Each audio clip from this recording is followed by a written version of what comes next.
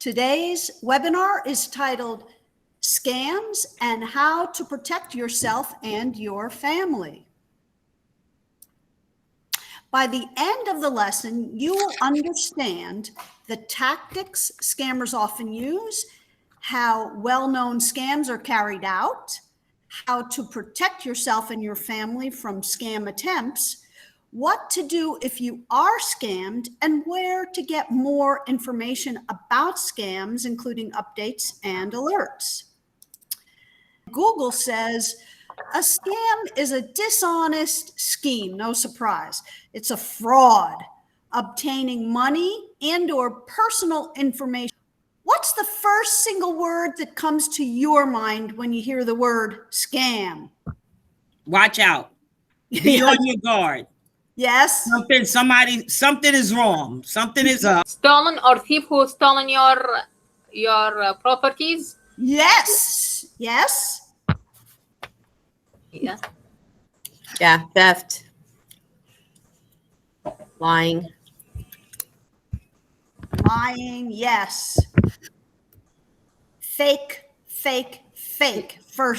personalities, fake photos, template letters, forged documents, non-existent phone numbers, non-existent addresses, and fake companies. Mm-hmm. So someone who tried to deceive people? Yes, deceive. Yes, it's a lie, right?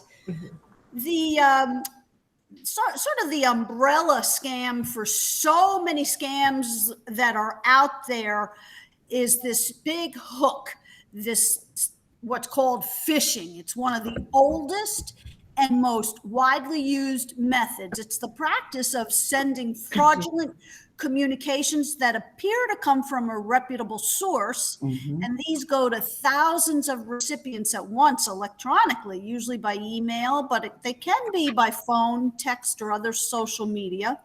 The goal is to reach as many people as possible while pretending to be from a legitimate business, government agency, or other trusted entity in order to steal sensitive information. What kind of sensitive information are these criminals trying to steal? Information, personal information, like address, emails, bank account. Yes. Your socials, your home number, your numbers, your address. Yes. Did I hear social security Yes. numbers? Yes. Passwords, login information,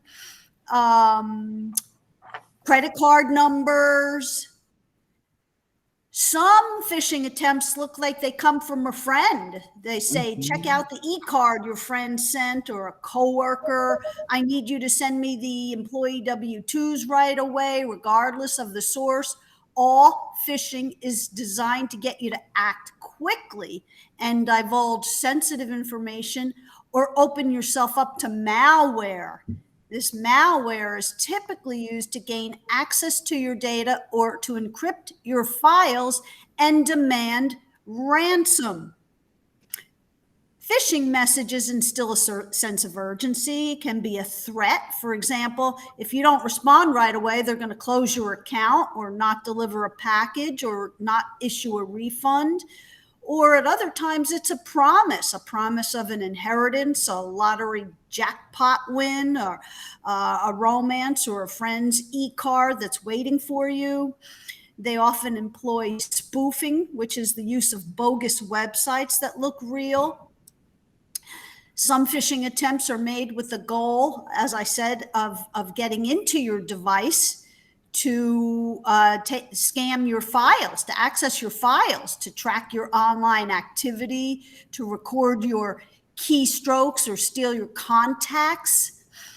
So what you want to do is really pay attention to the details when you receive unknown, emails from unknown sources. Check for grammatical errors. Any kind of capitalization or spelling errors. watch out for the URLs and make sure they're from legitimate actual companies' websites. You can type in the URL yourself to make sure it takes you to the company's website. Remember that credit card issuers, banks, and other financial institutions will never ask you to disclose your password. Don't trust caller ID. Technology has made it easy for scammers to block caller ID or to replace it with your local phone exchanges. So it looks like it's somebody you might know, somebody that's local to you. Never respond directly to an email or text from a bank, business, or agency, or trust the contact information provided in the message. What you want to do if you receive a questionable email, I did in the last year, I received something from Bank of America telling me to do something on my account, and I didn't trust it. And I called my contact person directly, and she agreed that they would never send anything like that to me. You can learn more about phishing by going to the website www.phishing.org. Other telltale signs of scams, there's so many. Scams are as varied as their perpetrator's imagination, but they do have certain things in common. So here are some things to look for. Someone contacts you unexpectedly and asks for something. They ask for money or personal data or account information. You're promised something, the ability to make big money working at home, to get cash paid quickly to you. There's a sense of urgency. Payment is requested from you in the form that is untraceable. So they ask for money such as a wire transfer or a gift or prepaid card. This way, you can never get your merchandise or a refund. There's no way to trace it. The message is sent by a supposedly legitimate business or agency that contains typos. An example of a phishing scam that was emailed. Can you see this clearly and point out why it's a scam? So the from is not a Bank of America email address. Correct. Yep. It's from a private .net, somebody's private email account, right? A free email account. And there's grammatical problems. There's a lot wrong with this. Yeah. Here right away, they want you to sign into your account. So someone's going to be picking up your password and your login information. Here's another phishing attempt to get you to log in right away. This looks like it's literally from a personal friend. Dear students, but right away they're asking you for your username and password, and there's a typo in the bottom paragraph here. You're a member of the Office 365 test group. If you really look carefully, you can oftentimes pick up the clues. There's just so many out there that I wanted to just give you an overview of many of the common scams these days. Debt collection scams. They're impersonating a debt collector, threatening you with jail or other legal action. Counterfeits, check scams. Someone gives you a counterfeit check and asks you to deposit it and then return part of the money to them. It's cloaked as an accidental overpayment for something they're purchasing from you. When the fake check bounces, you're out of the check plus whatever money you sent. They also do this so they can get your bank account information. Mm-hmm. Advance fee scam. Someone contacts you offering help with some financial need. Windfall scams. How many prizes have you won lately, folks? Oh, my goodness. I'd be so rich and be on vacation 24 weeks out of the year if I accepted all of my free vacation prizes. Recovery refund scam. Someone contacts you promising to recover money you've lost to a scam. Oh my goodness. Assume that anyone who contacts you to recover lost money, missing prize winnings undelivered, is trying to scam you. Charity scams. You're contacted by a charity. I never give by phone to any organization by phone because I don't know who's calling me. And I am not going to give my credit card number over the phone. Pyramid scams. It's an investment scam, known as a Ponzi scheme. Lures victims to promise very attractive guaranteed returns. Research investment companies and professionals before you get involved in any of these pyramid types of schemes. I've never been approached, but I do know a lot of people who are involved in like at-home businesses that are actually pyramid schemes. Not so dangerous, but they start off by thinking that they're selling a product, but as much of their job as selling whatever the product is recruiting other people to also sell the product. And then they make money off of the people they recruit. Affinity fraud. Someone offers you an attractive investment because of your affiliation with a particular demographic or community. Do not let your guard down. Sales scams. A scammer tries to sell you counterfeit luxury goods, duplicate concert event tickets, event gift cards, a lease on a home they don't own. How's that one for you? It's Supplies terrible. or training for bogus work-at-home jobs. A puppy that doesn't exist. A tip to avoid this is do business only with merchants you know and trust, of course. Tech support scams, someone claiming to be from a well-known tech company. This one got my sister. She had one of those wild alerts show up on her computer screen with the offer of tech support, and she gave all of her information, and her computer was completely compromised. My mother-in-law 3 times. Yes. So that I can't tell you how many people I know that has happened to. Now, Lisa, what I've done with that, and it works, when you receive that flashing, very powerful looking message that says, your computer's locked up, you can't go forward unless you do something. I call their number for support. Right. What I do, I hard shut it down. Yep.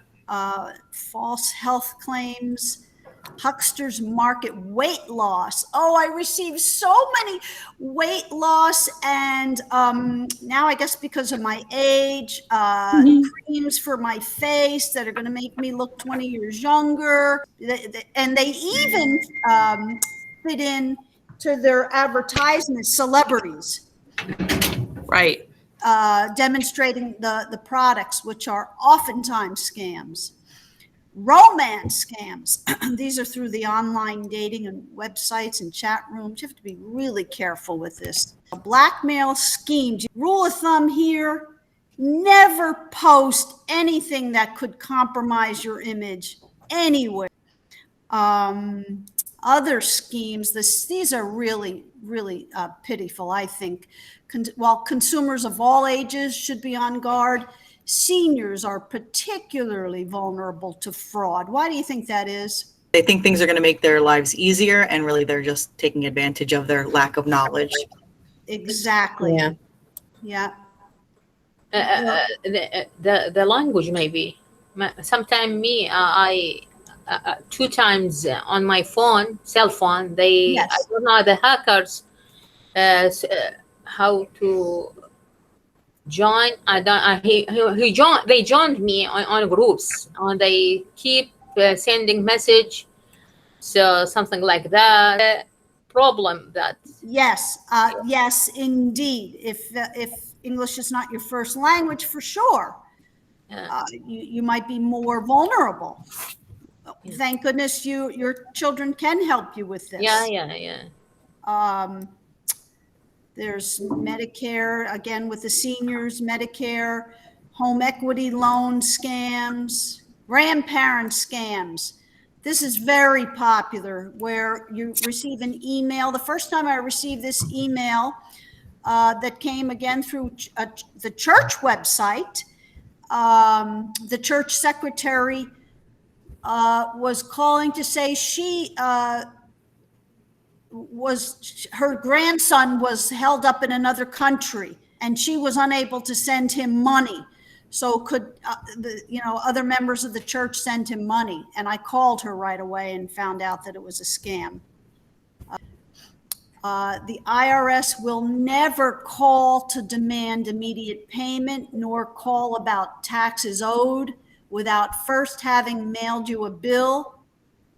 Have you ever received that scary automated call from the IRS? It really sounds intimidating.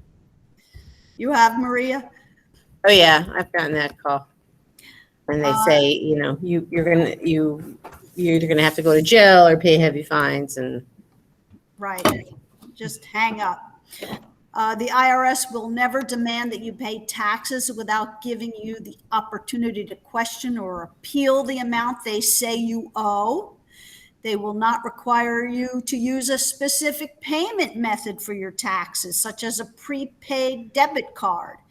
The IRS will never ask for a credit or debit card numbers over the phone or threaten to bring in the police. Let's see. Then we have veteran scams. This is another one that's especially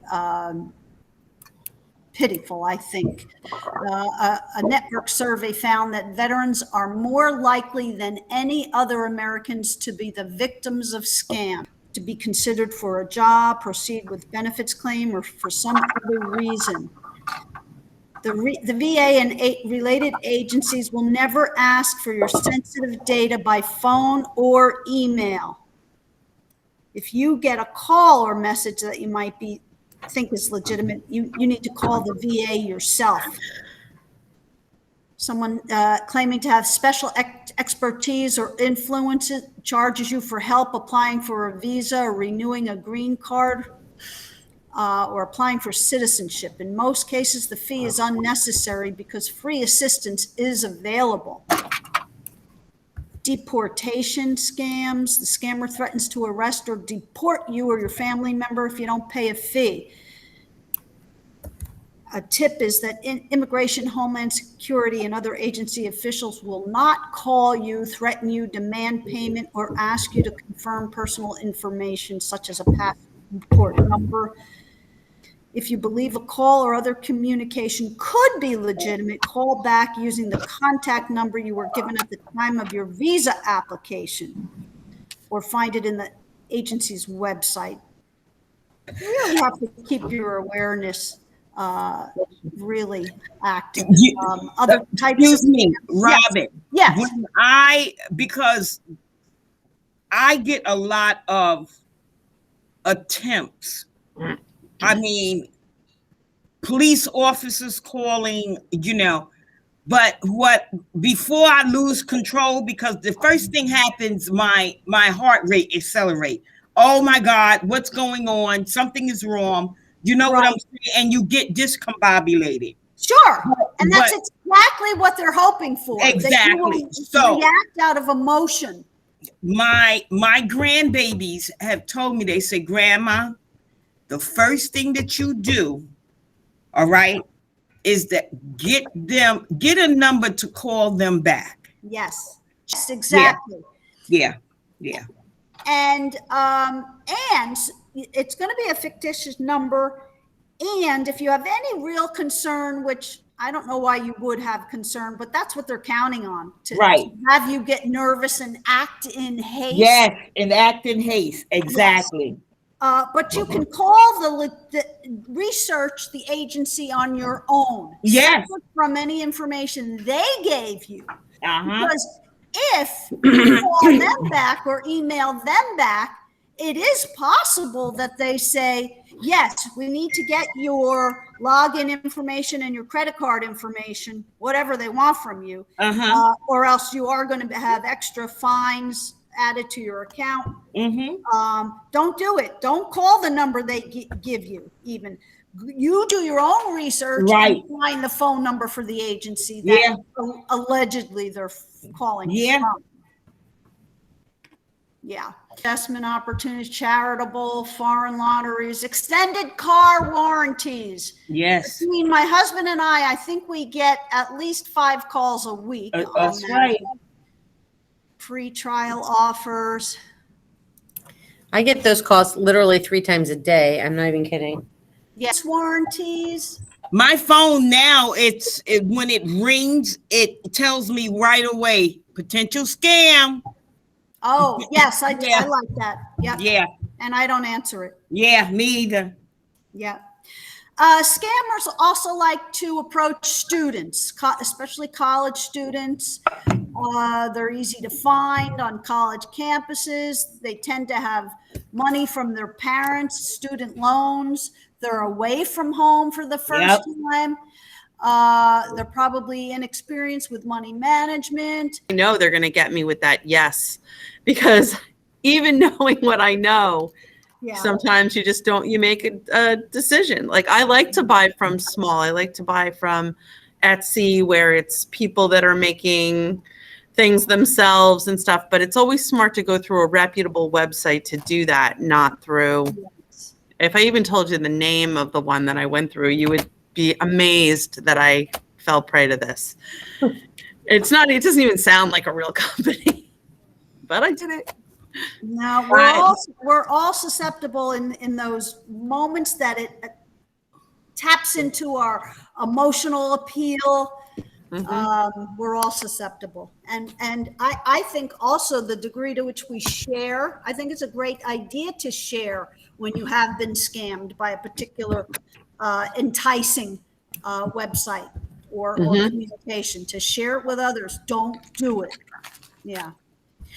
Well, I see that we're well over time, so thank you all so very much for participating, and I hope you got something out of it that's useful. I certainly did, and have a great rest of the afternoon, everybody. Thank you, Robin. Great information. Thank you. Good information. Thank you so much. Thank you. Mhm. Have a good day. Bye. Bye-bye.